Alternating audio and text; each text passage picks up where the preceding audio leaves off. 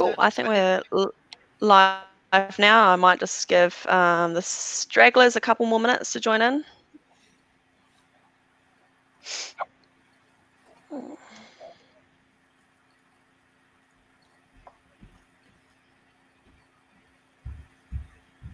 We're starting to get some questions through on Slido already, so that's great to see. Yeah, people kicking off early. Are there any questions about my hat? Is it cold where you are, Bruce? I've got the door wide open, actually, just to let some fresh air blow through, actually.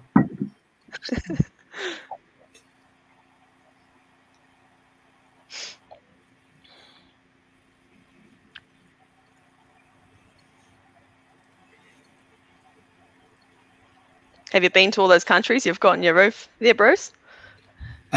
Indeed, I have. Actually, that's while we're waiting. Actually, that's the old new flag, right? Ah. Someone likes your flag, Bruce. Your South African one.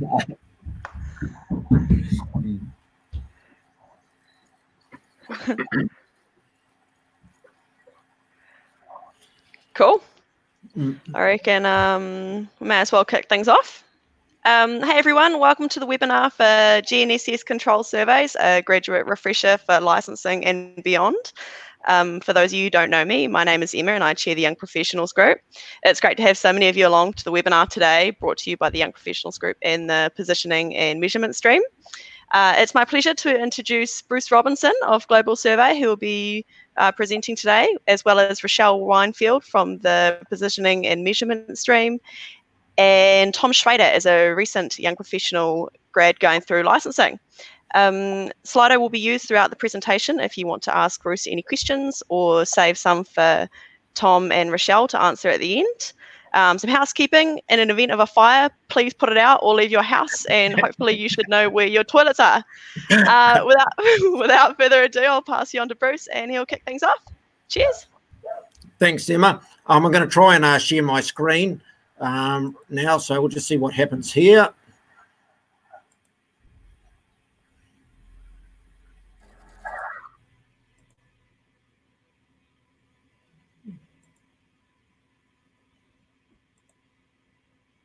Hopefully you can all see this first slide. I'm sure I'll get some feedback quickly if we can't. The aim behind today's session is to help give you some tools on how to set up and run a control survey using static GNSS. The presentation should take about 20 minutes, and I'm happy to answer any questions as we go along or via Slido from anyone. And of course, if you would like a copy of this presentation, it'll be available to you. My email address will be on the last slide, so you can just email me and I'll be happy to send it on. Okay, into this. Okay, so there's a number of parts to organising a good static survey, and what I'm going to do is step you through these parts to it. The first one is what I like to call is organise the overlap, and what this means is that really when you're doing a static GNSS survey, the only data you can post-process is the data that overlaps, which is fairly obvious, but what I see when I get guys' data in is that they don't quite actually understand what the consequences of this means. And for an example of this, if I look at this, if you're at station number 1, so typically what I would see is that people would go out to station number 1, and this would be their control mark, maybe it's a third order mark or a second order mark, and they'd sit up there for a really long time. And then station number 3 may be the new mark they're trying to place, and they would sit up there for a shorter time. But essentially, the only data we're post-processing is the data that overlaps. So what people need to think about is it's not really how long you set up on the station, but the data that is overlapping. So essentially, station number 3 could be your higher order mark, and station number 1 could be your lower order mark. The second thing people need to think about when they're doing their static control is to close your own network. If we have a couple of control points and some new marks, what we really want to be doing is to observe this line as well. And the reason why we want to do this is that what we're trying to do is close our own mark. When we look at any misclose that occurs within these marks here, we need to identify if it's in our surveying procedure or it's actually sitting in the underlying control. But if you observe this line, we can start to eliminate any problems in the control. The other thing that people need to do is to observe the short lines. So they need to check that not only have they observed these long lines, but they've got observations between these. And fundamentally, the reason why is if we look at our errors. When we look at an error in a GNSS survey, you know, the error that's in, if I look at the survey here, which is actually a really well done static survey, if we look at this survey here, the error in the line Q here, if it was not observed, would be as per the formula, which is the sum of the squares square rooted. It would give us the error that could possibly be in here. And in this case here, the person actually observed between P2 and P3. And actually, this is what they measured. And in fact, in the field, they went out there and then they physically measured. Actually, they didn't measure the distance. They actually went out there and measured the change in height. They leveled between the two marks just to confirm and satisfy that they were happy. It is really important that you think about this, that when you're setting up your procedure, that you look to make sure those short lines are captured. Okay, so how do we do this? Right. So the first real rule is you need to double set up for redundancy. And if I look at this survey here that someone's completed, what I've done is I've color coded the points with the same names, which are the same marks. And you'll see that, you know, there's two times blues and 2 times greens, a couple of yellows, a couple of dark blues and a couple of reds. So they've managed to go to each mark twice. And this is really, really important. So what I'm saying is that you need to visit every point twice. And why do we need to visit every point twice? And is to ensure, one, that we have actually set up over the mark correctly. And secondly, that any heights we've measured are actually correct. Okay, and this is the way we can check it. By visiting every point twice doesn't mean you need to measure every vector twice. So the rule of thumb is every mark twice, every vector once. Now, there's always the exception that proves the rule. If you had a survey that was looking a little bit like this, where you had a couple of control marks and you had 2 groups of marks that were quite close together. In this case here, yes, we've observed all these short lines. We agree on that, and we've observed all those short lines. But you really do want to link these 2 sides of the survey together. And by doing this, we just need to observe maybe between these 2, which are the closest 2 marks between the 2 groups. I'm not suggesting that we have to measure between this mark down here and this mark here and this one and this one and this one and that one. We just need to think about this in a way that's quite logical. But we've got a group here, we've got a group here, but we do want to make sure we've got a link between these groups. And you know, one of the ways I find that's really good to do this is to build myself a flow diagram. And the way I would do this is, and I'm looking back at the survey here that I showed you a little bit before, is I set out down one side here my GPS units. I put along the top here the time. And then what I do is I go through and then I establish how long I'm going to have my GPS at each position. And then I do the count. So I say every mark twice. So yes, 2 ones, yes, yes. 2, twice, yep. 3, yep, twice. 4, yep, twice. 5, yep, twice. Great. So first thing achieved. I have now every mark twice. Then what I do is I go and make sure all my vectors are measured. So I create a list: 1 to 2, 1 to 3, 1 to 4, 1 to 5, 2 to 3, 2 to 4, 2 to 5, 3 to 4, 3 to 5, and 4 to 5. And this sort of brings me back to my first slide, because it doesn't matter which way we observe. You only need to have that vector in there once, because 2 to 1 is the same as 1 to 2. And then I just check my overlaps. 1 to 2, yep, tick. 1 to 3, yep, tick. 1 to 4, yep, tick. 1 to 5, yep, tick. And then we can go through and we can see there's 2 of each of those. But what I've done is I've assured that every vector has been observed at least twice. Every vector has been observed at least once, and every mark has been set up on at least twice. Point number 5, make sure you have a good naming convention. This is critical. Have a naming plan before you go out into the field and stick to it. If you make a mistake in the field, don't try and rename a point. Name it what it was supposed to be called.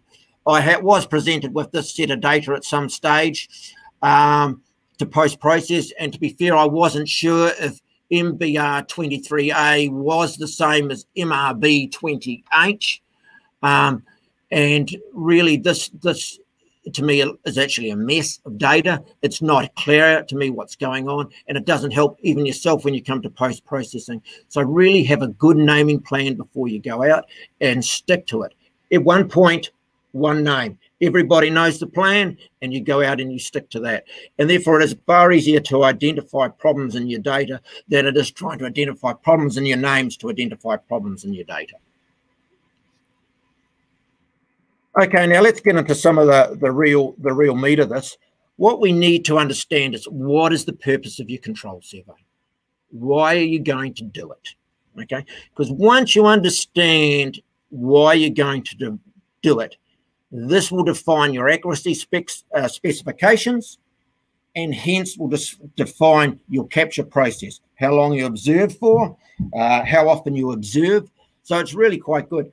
And what I actually tend to bring myself back to these LINZ tools, because I actually think these are really good guidelines. Even if you're not using them for a LINZ purpose, they're really good guidelines, and it gets you thinking along the right purpose. So if we go to the classes that LINZ specify, they have these specified for you, and you need to look at these and identify what are you trying to achieve with the job you're going out there to do. Okay. Typically what I tend to find is this fifth order is actually a fairly, a good balance, where you're looking for about 3 mils and about 1 millimeter per kilometer. But if you want higher accuracy data, think about what you're trying to achieve, and you're trying to achieve this across the whole project. You're going to need to remember that as well. Okay, so how long do you actually observe for? Well, there's two parts to this. Okay, there's the observation times, which is you've got two parts to it. You've got the logging rate and the occupation time, right? So the occupation time is how long you're at the point. The logging rate is how fast your receiver is logging raw data.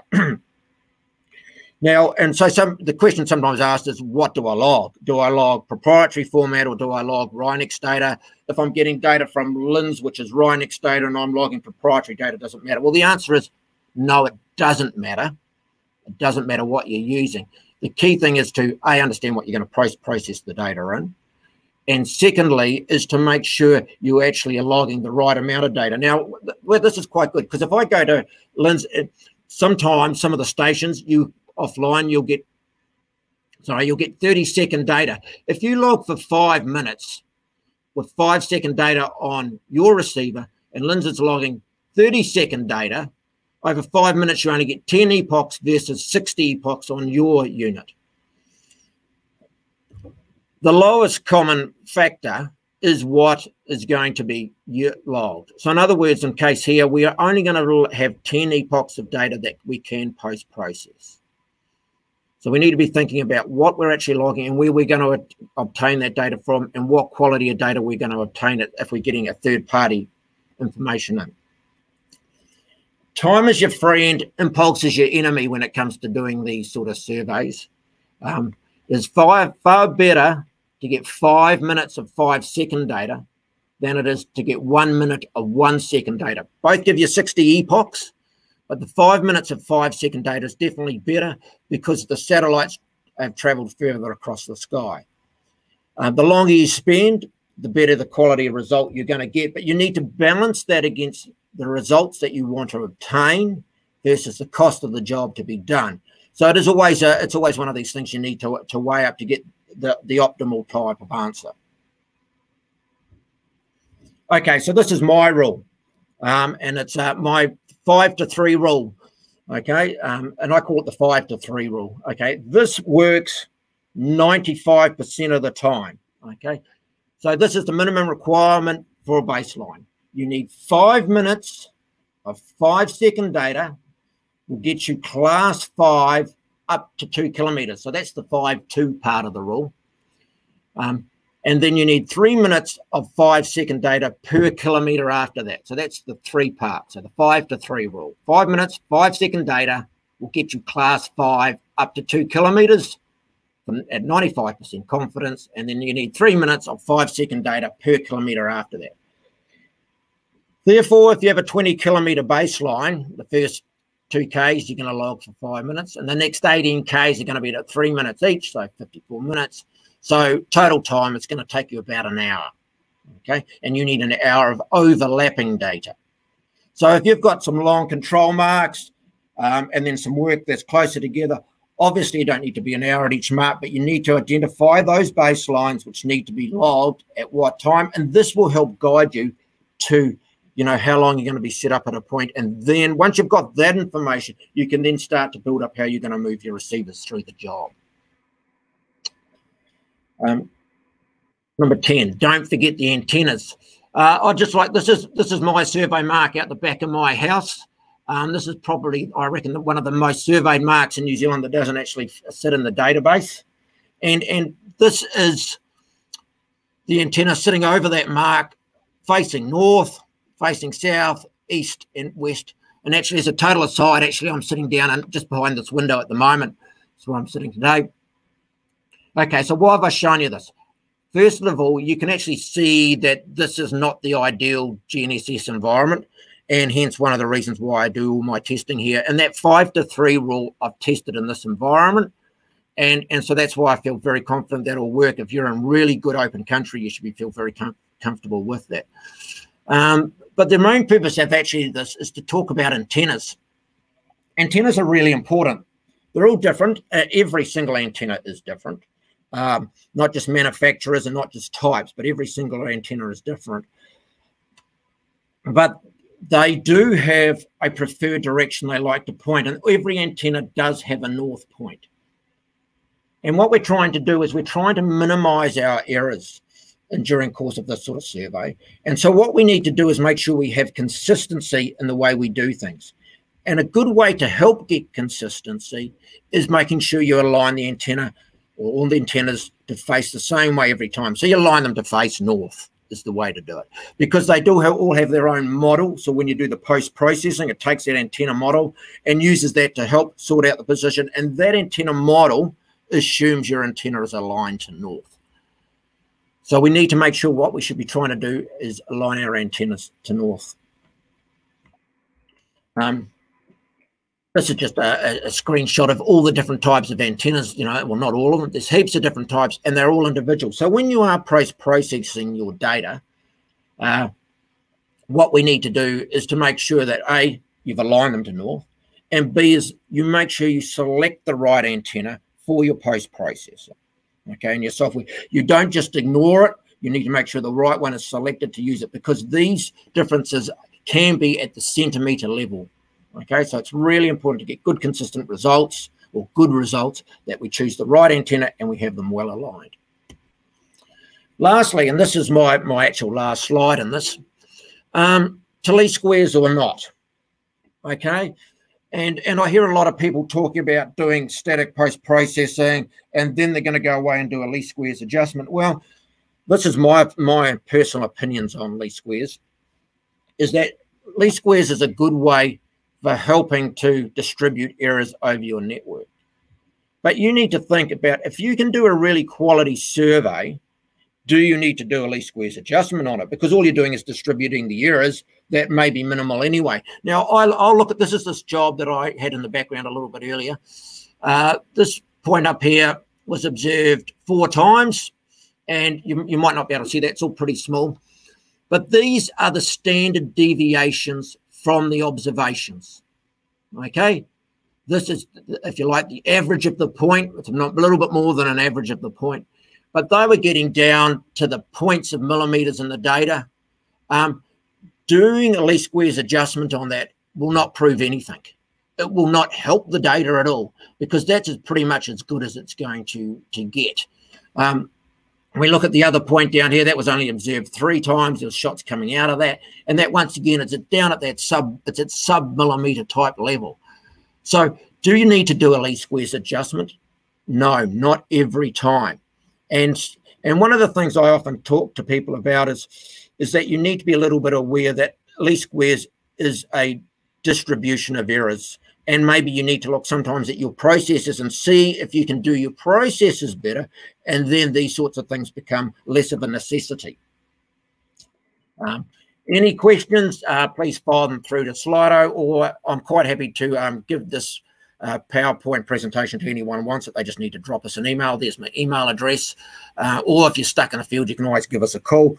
And I'm quite keen to help. Is there any questions, Rochelle? Yeah, there's been quite a few questions coming through during your presentation today. So how we're going to do this is I'm just going to read the questions out, and we've got Bruce and us on the panel here who can respond to those questions that have come through. So the first one that's sort of come up and has been the most thumbs up question is, can you mix and match different branded receivers?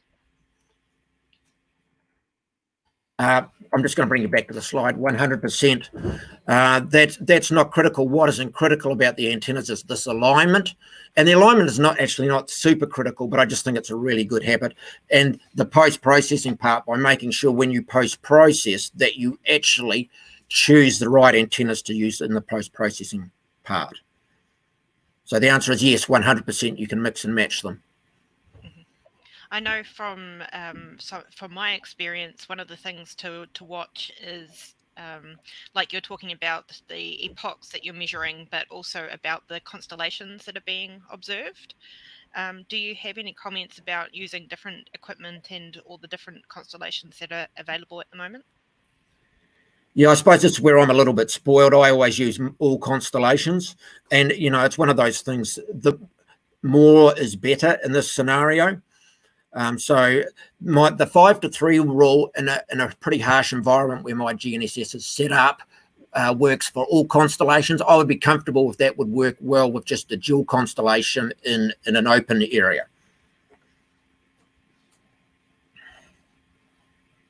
Another question that's sort of come up.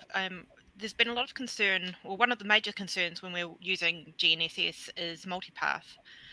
So when you're looking at things like overhead power wires and cell phone towers nearby, do they have effects on the survey results? Yes, without doubt. It's important. This is one of the reasons why it's important to set up twice and visit each mark twice, is to try and avoid the multipath effect. The longer you observe, the more the satellites move through the sky. Therefore, the multipath changes. So the longer you're there, the multipath can be almost removed, if you like, in the post-processing software, if you're really super concerned about it. But talking about power lines, the answer is avoid them at all costs. Wonderful. So still talking about different methods of observing GPS control surveys, we've talked today about the static observation method. Can you use RTK for control marks? Yes, you can. I'm not a massive fan of RTK for this purpose, and I'll tell you the reason why. Doing a static survey is actually really simple. Right, you just turn on the receiver and it logs data, and you walk away and you come back and you pick it up. With RTK, you're actually reliant on a lot more information. You're reliant on that RTK message getting through. So in an RTK, what it's doing, it's processing on the fly. So it doesn't take all that additional information it has that you get that comes when you do post-processing on a computer, bring that raw data in. It's got a lot more information. So essentially, it's not epoch for epoch and not the same, if that makes sense. So an RTK epoch is not as good as a post-processed single epoch because of all the additional information we have. And that can even include, when you're doing an RTK survey, you're using the broadcast, details, the ephemeris of the satellites, where if we're back at the office, we can take, the actual true ephemeris of those satellites and use those. So yeah, you can use RTK, but I tend to find with static there's definitely a higher success rate. Less things likely to go wrong.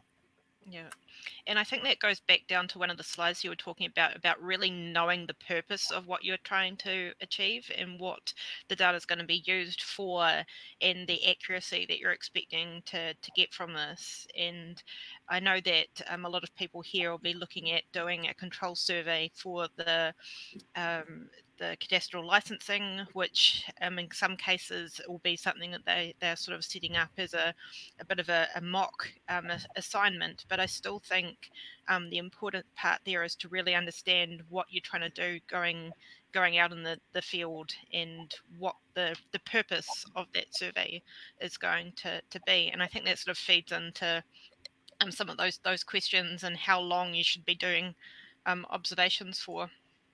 I couldn't agree with you more, Rochelle. I think I'm actually on that slide now. I think one of the main questions is you've got to define what is the purpose of this survey, and you need to be clear in your mind about that, and that gives you a lot of guiding principles. And I think the fact that we have this information available from LINZ really should be people's first go-to. What are they trying to achieve accuracy? Right. Okay, this is what we're after, and then you build out from that. And then there's just sort of a follow-up question that's sort of come up that kind of goes on to that. It's when you were talking about observation epochs and how long your logging rate should be. I mean, our memory cards got so large now. Why don't we just log at 1 Hertz for all of our stations? Why not just measure as many epochs as possible during an observation session? There's no reason why not to, but I've done a lot of testing with this, and yeah, you can log lots of data at lots of different speeds. What I find is actually the first thing I find is that 1 second data doesn't bring much benefit over 5 second data for the same period.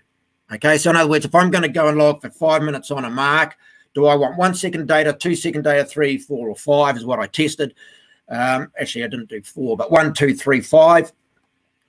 And what I found is that 5 second data actually is as good as 1 second data, just about over that period.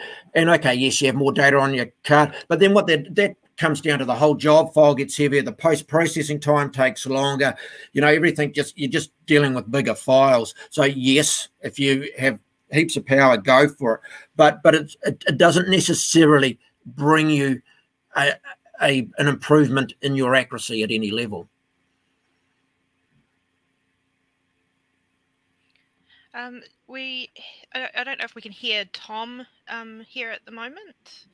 Is Tom on the chat? Hear me now? Yeah, we can see you and hear you. That's great. Nice. Did you have some feedback on the RTK versus static GPS discussion that we were having just before? Yeah, I did. It was quite a nice segue, I think, just to GNSS surveys for licensing. So I think that's my kind of role in this chat. I don't exactly have a higher level of understanding as you guys do, but it's just funny that you actually bring that up, because in my GNSS project, I was testing whether RTK was suitable to achieve 5th order accuracy against the LINZ standards. So I don't know if you remember that, Rochelle, but I basically proved with RTK that was possible. I think as long as I've done everything right, which is not for certain. But yeah, I just think that it's a good time to sort of segue into GNSS surveys for licensing. And I think a big thing that a lot of people find is they just don't really know where to start. And like you say, it's a lot of people aren't going to go and then do a bunch of GNSS control surveys in their job. Like, I only did it for licensing and probably will never do it again unless I change jobs. So yeah, I think I totally agree with what you're saying with regard to sort of least squareds, and you're just distributing that error. And what's really important is to get your actual fieldwork process down to sort of minimize those errors. And that's something that you focused on, Rochelle, in the interview process, I think. So that's a big take home from me, is like, do all your pre-planning and figure out how you're actually going to undertake the survey before you go out into the field and do it, because by the time you get to processing that data and things aren't working, it's kind of too late. So it's like, there's a lot of basics there, like checking your control marks for Skyview, and you know, make sure you've got enough control marks so that if one control mark doesn't come in when you do your least squares analysis, that you have a fallback. So I think the minimum requirements in the annual circular are to have 3 control marks and coordinate 5 new marks. So you probably want to have maybe 5 control marks and then coordinate 6 new marks, and just so you've got a bit of redundancy there. Yeah, I find it funny that you say that least squares isn't strictly necessary, Bruce, but it's absolutely necessary to pass the licensing exams. So people are going to have to go through SNAP, or I think TBC has least squares as well. Is that right? All of the major software have a form of least squares that can be used in them. Yeah. So I think that's a main thing for a lot of people, is that they just don't really know where to get started. So it's I've basically written down a bunch of resources for people who maybe just looking for some help through the process. There's probably not much point me reading them out here, but maybe we could circulate them after this webinar. Yeah, so I can probably just make a couple of comments about the licensing exams. So I'm currently the geodetic examiner for the professional interviews. And one of the things to note about the professional interviews is that they are a professional undertaking. It's not a technical evaluation as such. And so a lot of what the examiners are asking is about your thought practices behind this. So what is the purpose of the survey? What are you trying to achieve? What have you done to ensure that you've got that? How can you be sure that you have actually made those responses? So when you're looking at the summary and feedback at the end of the survey, it should be presented in a way that you would give to a client to say, hey, I've put in 5 new control marks and they meet the accuracies required because of these, and not I met the requirements of the circular. We're trying to get a bit of a level above that. So it's really teasing out the understanding and things behind that. So, for example, a lot of you will be using NZGD 2000 for your datum. Why have you chosen to use NZGD 2000 as the datum? There's sort of that thinking behind that. Yeah, and I was just looking through my report. I've got it up here. I know you sort of say you want to present a sort of a level above what it says in the annual circular, but just as a place to start, there's this opening sentence that says the objectives of the survey are for the candidate to show an understanding of modern GNSS principles, datums and projections, modern adjustment techniques such as least squares, measurement errors, and the use of GNSS technology for carrying out surveys. So I sort of went about my report thinking that, you know, it's about a high level practical understanding of GNSS. It's not, you don't have to be at the technical level of, say, you guys. It's just to show that you understand what you're doing, really, eh? And as long as you can tick off each part of that sentence, then that's a good way to structure your report. Yeah. So one of the things that we hear a lot is I set up the equipment for 20 minutes and then re-established it into another 20-minute session. And so the question would be, so why did you choose 20 minutes? And a lot of responses are because that's what my firm uses. And of course, that's what we're trying to move away from. Anybody can follow what your firm's instructions are. Why has your firm come up with that 20 minutes? And of course, once you've finished your licensing and you become licensed, you could actually start up your own firm as a sole trader the next day, basically. So what would you do then without those firms' guidance that you're working with?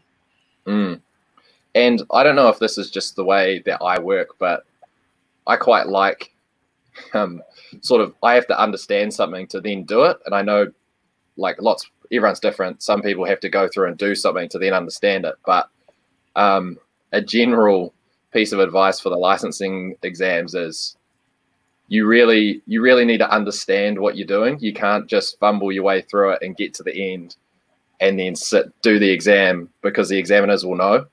Mm-hmm. You know, you can't, they're experts, so you can't sort of goof your way through it. Mm. So just another piece of general advice: take the time to go through the resources that you have and just understand what you're doing.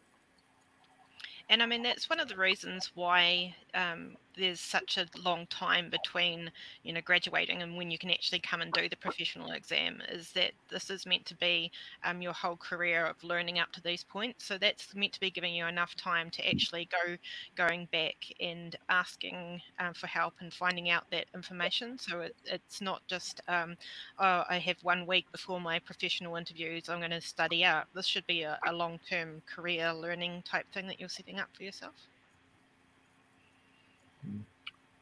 Cool. So a few technical questions coming through, I think. Yeah, that discussion definitely started a lot of discussion there. Just while I go through them, I'll go back to a question for Bruce.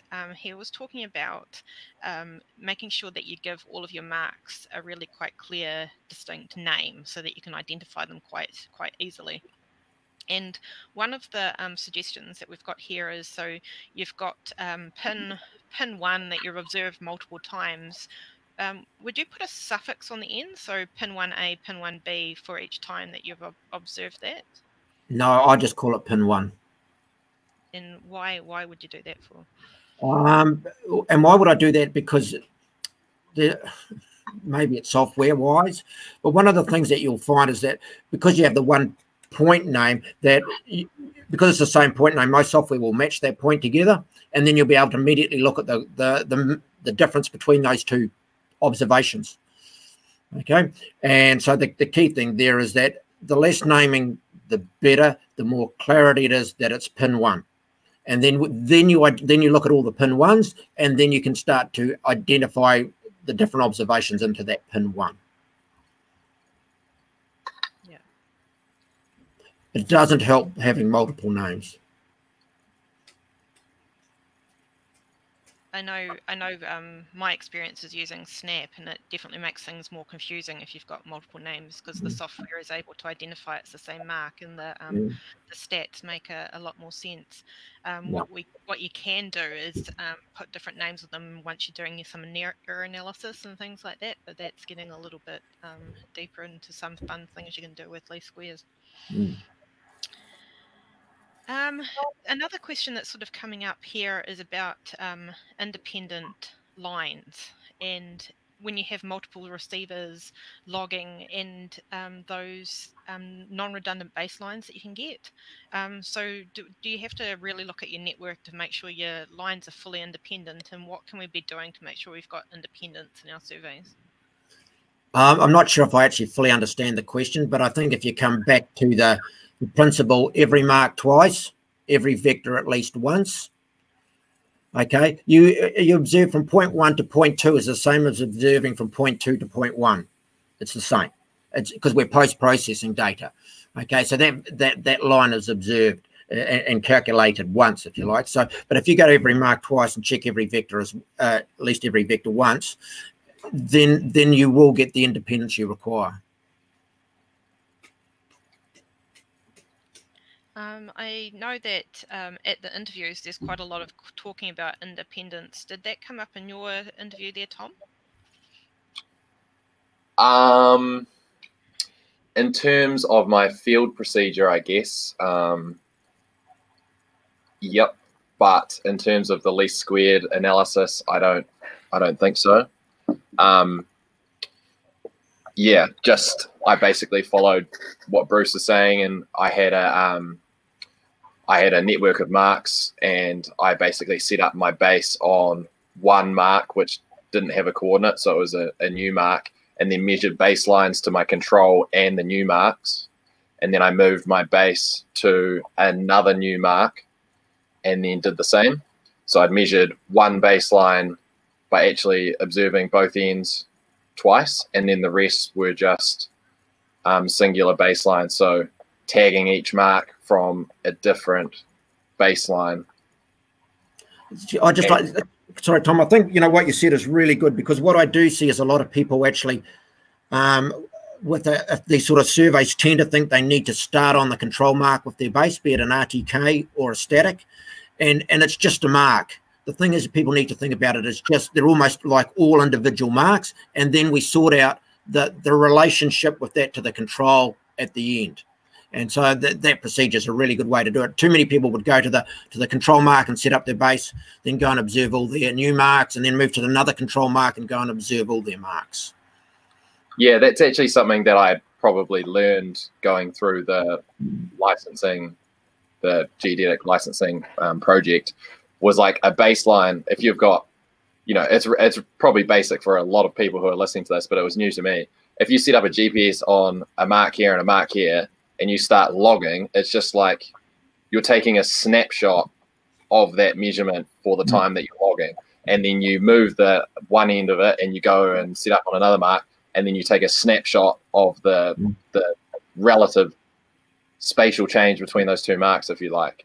And then you kind of piece each of those individual pieces together in the least squared adjustment. I don't know if that makes sense to anyone else, but that was kind of new information for me, rather than when you're in like probably a practical surveying environment and you're thinking about RTK and like setting out boundary pegs or whatever, you're kind of thinking real time.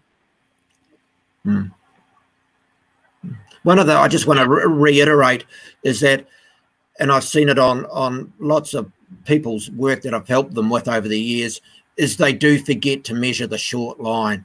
You know, you need to make sure that there is an observation across your shortest part of your job, because really that short line is, if you measure between those two, you've got to be very comfortable that if you measure that with a total station or a level, that you are actually going to get the results that you would expect. So it's really important part of your doing it RTK or static, that there is actually an observation of that shortest line. And I think it's really critical to feel really comfortable with your data. One of the things that have come up here and been quite controversial is your comments around not needing to do least squares. So Tom obviously caught on to the fact that part of the licensing exam is that you have to be able to demonstrate your understanding of it. So it is part of the licensing exam. However, I think what Bruce was talking about was a bit of in a more of a practical sense. Yeah, maybe I can just comment a little bit more.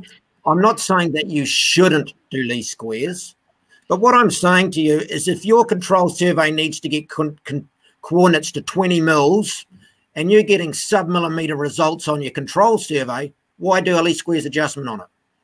Let's you know, least squares helps distribute the error, but if your results are already really within your tolerance, and your adjustment is only going to move them at the millimeter level and you're after centimeters, there's no point. And I think that's where some of the misconceptions come in about what least squares does. So the whole, like Bruce says, it's the whole point of least squares is to distribute that error around the network. And before you put your data into a least squares algorithm, you have meant to have made sure that there are no gross or systematic errors in your survey. It just so happens that if you do put a gross error into your survey, that you'll be able to identify, you may be able to identify that at the minimally constrained adjustment. But if there are no gross errors going in to start with, then there's going to be nothing to find. So that's probably that. Yeah. Yeah, it doesn't fix a bad survey. That's right. Yeah.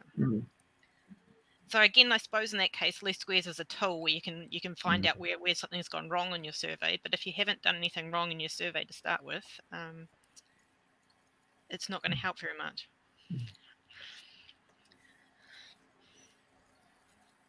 So just on that note, Bruce, I guess, do you have any like good survey practice tips for people probably attempting their first control survey with GNSS, apart from facing the antenna north? No, other than the ones I've been through, that's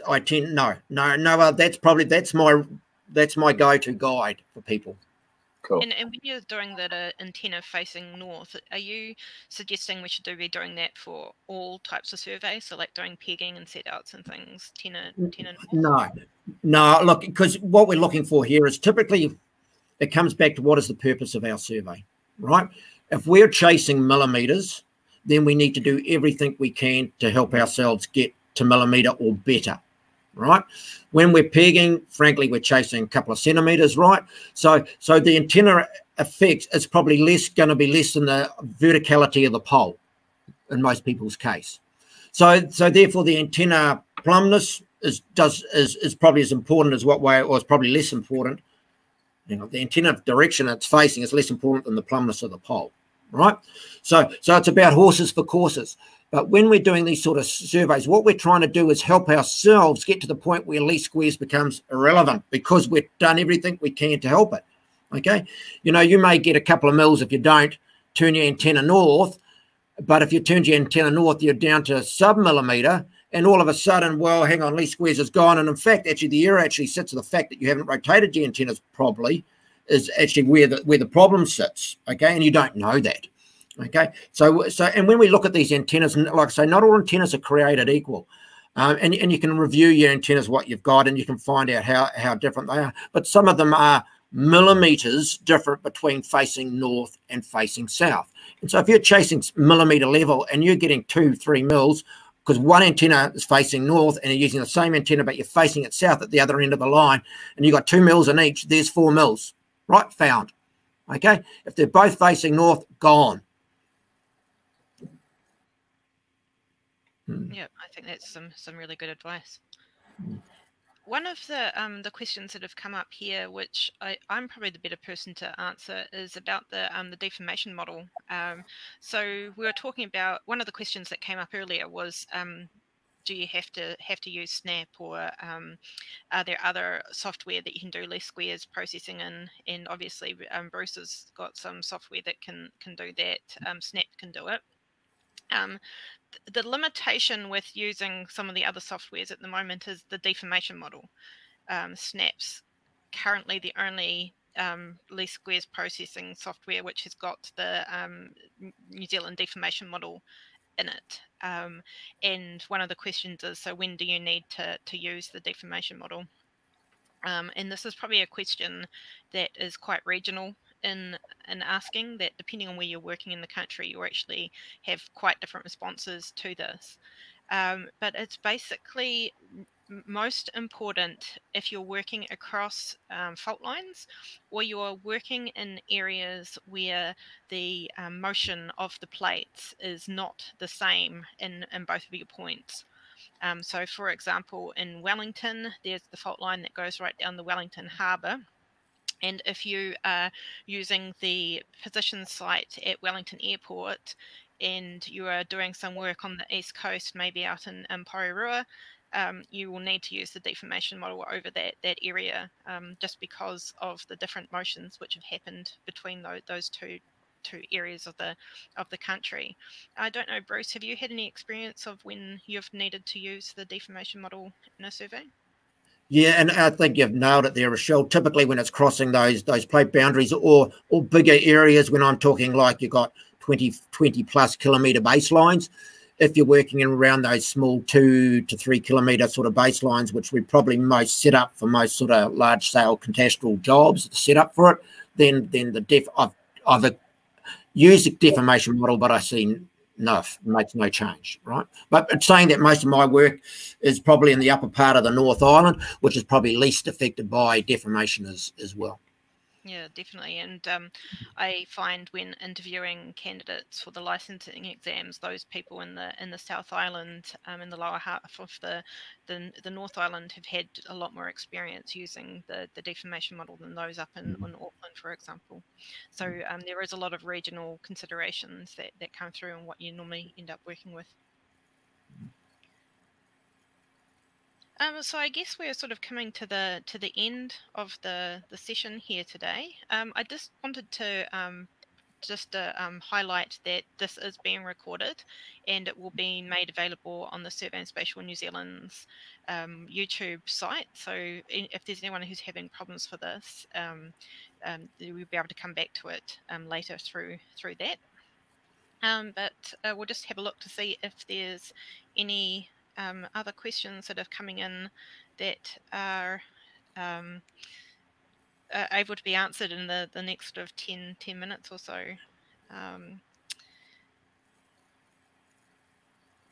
I suppose we'll start with Tom. What would be your #1 piece of advice for people going for licensing? Man, loaded question. Put in the hours. It's just, you can't half-ass it, so you're just going to have to put in the time. Like, for me, it was pretty much 6 months straight of like every night after work and every weekend of work for all the projects. So just don't expect to be able to rush through it. That's my biggest piece of advice. In terms of GNSS surveys, I've kind of already said it, like just try and understand what you're working with. I know something I experienced, and I've talked to a few other people about it.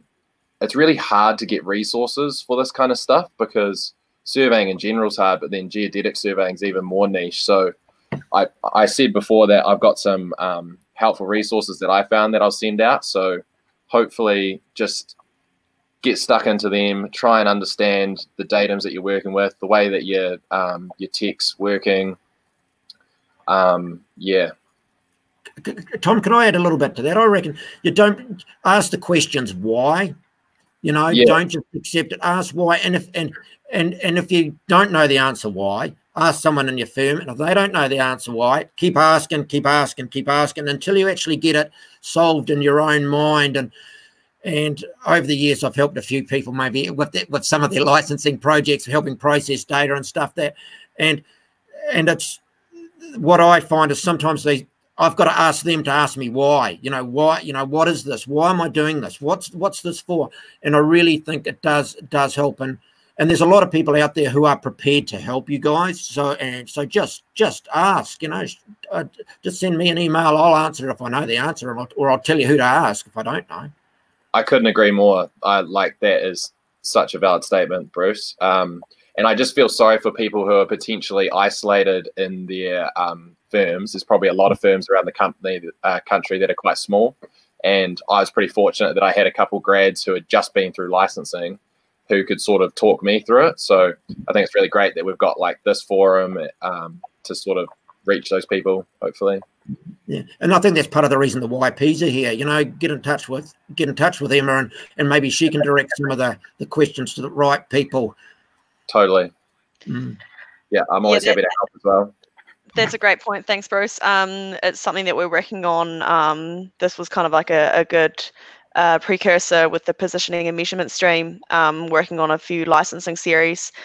But we're working on the other streams as well to bring you guys similar sort of webinars, so we can really nail that in coming into licensing. Cool. So Emma, do you want to just say what the next plans are from here? Next plans, the YPs at the moment, the forerunner will be the study sessions we've got going. We're trying to move them into a virtual sense during the lockdown. And we've got the works in process to be in contact with the likes of the Cadastral stream and the other streams to bring more of these licensing series. So keep in touch. But yeah, if you've got any questions, feel free to email me, and I can pass them on to the other stream leads as well. Wonderful. So Bruce, do you have any closing comments you'd like to make? No, I think I've said enough today. And what about you, Tom? Yeah, I just say to Emma, I guess, if you want me to take any of those questions, or if anyone gets in touch, then I'm happy to help. And cool. Yeah, I just couldn't agree with Bruce more. Just get in touch with people. More often than not, they'll try and help you or put you in touch with someone who will help. So particularly in times like these, eh? That's it. Well, we've got time, right? I just wanted to say thanks heaps from all the YPs. I've been receiving some pretty great feedback over the course of this webinar that this has been super necessary for a lot of the YPs around the country going through licensing. So thanks heaps. You've made it really clear, and there's been some awesome points made. So cheers, guys. Thank you. I think that probably brings it to a natural close. Flick us through any emails, and this is available, like we said, on the Surveying Spatial YouTube channel, which I put the link in the Slido questions if anyone needs it. But yeah, cheers, guys. Thank you. All right. Thanks, everyone. Get well. Bye.